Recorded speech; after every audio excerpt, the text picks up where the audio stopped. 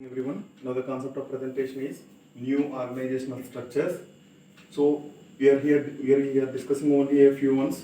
So coming to the first one, unbundled corporations. What is meant by unbundled corporations? For example, a branded product for like HUL is maintaining n number of product lines. So n number of product lines means I am taking only example of three: baby care, oral care, face care, skin care. So maintaining n number of product lines. But here there is a, for example, suppose there is a problem with the baby care. So how the problem exists here in the market, that baby care products are not going well. That means they are not grabbing the market share well. So it is not performing good. That means the profits are not good. It is at the same time it is showing the losses. It is running in losses, simply saying that. For example, suppose example ప్రకారం చెప్తున్నానమ్మా. So అట్లా అనుకున్నప్పుడు the company wants to remove this product line because from this product line, because of the losses, it is completely exhausts the profits coming from the remaining product lines. So ఇక్కడ losses వస్తున్నాయేమో మనకి. ఈ losses అనేవి ఏం చేస్తున్నాయంటే ఇక్కడ ఉన్న ప్రాఫిట్స్ని కూడా తీసేసుకుంటున్నాయండి, అంటే సింపుల్గా ఎగ్జాస్ట్ చేసేస్తున్నాయి వాటిని. So because at that kind of situations the company wants to remove those products which they are not giving the profit benefits to the company. Got it? That is called unbundling. Okay, next one, network organizations. Network organizations ante today we are in the internet world. So most of the companies are MNCs. That means multinational companies located in n number of locations throughout the world. For example, if you take this ellipsis, a circular ellipsis, a world, ఇది world అనుకుందాం కాసేపు. For example, network organizations means the company points are not located not at one place, located in n number of various places of the world. For example, this is country 1, country 2, country 3, country 4 and country 5. Okay, in the case of network organizations, the complete control of these 1, 2, 3, 4 things is in the hand of the fifth one. ఎక్కడైతే home country ఉంటుందో, ఎక్కడైతే home town ఉంటుందో అక్కడి నుంచి control అనేది ఉంటుందమ్మా. వీళ్ళు ఏం చేయమంటే వీళ్ళు అవే చేస్తారు. But they are connected throughout the internet, throughout the world. Okay, so they are performing like the way. Coming to the virtual organizations, at the time of requirement is there.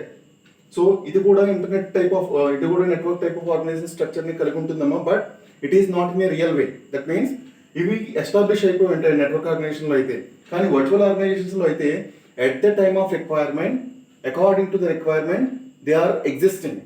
అంటే ఆ టైంకి మాత్రమే వాళ్ళు వర్క్ చేస్తారమ్మా. Once the requirement is gone, then this structure is not there. ఎప్పుడు అవసరం వస్తే అప్పుడే వాళ్ళు యూనిట్ కింద ఫామ్ అవుతారా, వర్క్ చేసేస్తారు. కంప్లీట్ చేసిన తర్వాత ఇంకా ఇంకేం ఉండదమ్మా అక్కడ. ఓకే, కాబట్టి వర్చువాలిటీని అందుకే పిలుస్తాం మనం ఇక్కడ. But it is looking like a network organisation structure when they are forming. Got it? Next one, control is in the hands of the central hub. That means the home country, ఎక్కడైతే host country ఉందో అక్కడ ఉంటుందమ్మా ఇది. నెక్స్ట్ వన్, cellular organisations. Cellular organisation ఏమని చెప్పుకోవచ్చు అంటేనమ్మా, స్ట్రాటజిక్ బిజినెస్ యూనిట్ అని చెప్పుకోవచ్చు అండి. Simply strategic business unit means it is a smallest form of the organisation structure. ఇక్కడ ఏమవుతుందంటే మా కంపెనీ యూనిట్స్ అనేవి ఎన్ నెంబర్ ఆఫ్ యూనిట్స్ అనేవి ఉండొచ్చు, అన్ని ఒకే కంపెనీకి సంబంధించినవి అయి ఉండొచ్చు. But for example it is having 3 branches throughout the world.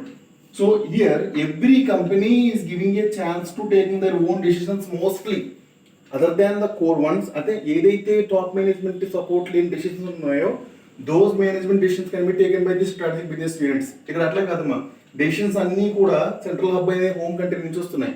ఇక్కడ అట్లా కాదు, వాళ్ళ డెసిషన్స్ అనేవి వాళ్ళు చేసుకోవచ్చు. ఫర్ ఎగ్జాంపుల్ కాకినాడ ఏరియాలో సుజుకి షోరూమ్ అనేది ఒకటి ఉందమ్మా. అదే వేరే చోట ఎక్కడో తునిలో ఇంకో సుజుకి షోరూమ్ అనేది ఉందండి. కాకినాడ ఏరియాలో ఉన్న సుజుకి షోరూమ్ యొక్క డెసిషన్స్ కాకినాడ యూనిట్లో ఉన్న మేనేజర్ తీసుకోవచ్చు. అదే తునిలో ఉన్న డెసిషన్స్ తునిలో ఉన్నవాడు తీసుకోవచ్చు. అంటే చాలా వరకు డీసెంట్రలైజ్ చేసేసారండి దీన్ని స్ట్రాటజిక్ బిజినెస్ యూనిట్ అంటే. అర్థమవుతుందమ్మా? ఇక్కడ కొంతవరకు సెంట్రలైజ్డ్ అమ్మా, కొంతవరకు డీసెంట్రలైజ్డ్. కానీ ఇక్కడ mostly decentralised but slightly centralised అంతే. Okay, next one, respondent organisations. Respondent organisations అంటే ఏంటమ్మా, ఇక్కడ ఏదైతే అన్బండ్లింగ్ కార్పొరేషన్స్ ఉన్నాయో, ఫర్ ఎగ్జాంపుల్ ఫస్ట్ వన్ మనం చెప్పుకున్నదండి, అన్బండ్లింగ్ కార్పొరేషన్స్ ఉన్నాయో. ఫర్ ఎగ్జాంపుల్ ఇదంతా ఒక ఓల్డ్ వరల్డ్ కింద తీసుకోండి అమ్మా. ఇక్కడ నేను ఏదైతే పార్ట్ని డార్క్ చేసుకున్నానో ఈ డార్క్ పార్ట్ అంతా కూడా mostly the big companies are serving the customers. ఈ మొత్తం డార్క్ పార్ట్ అంతా కూడా బిగ్ కంపెనీస్ సర్వ్ చేసేస్తున్నాయమ్మా. ఏదైతే నేను ఇక్కడ ప్యాచెస్ ని పెట్టున్నానో ఈ ప్యాచ్ కానీ ఈ ప్యాచ్ కానీ ఈ ప్యాచ్ కానీ ఈ ప్యాచెస్ ని ఎవరు పట్టించుకోవట్లేదండి. దట్ మీన్స్ నిష్ మార్కెటింగ్ అని పిలుస్తామండి దీన్ని మనం. ఎవరైతే వదిలేసారో పెద్ద పెద్ద కంపెనీలు అంటే పట్టించుకోవట్లేదో that concept is called niche marketing.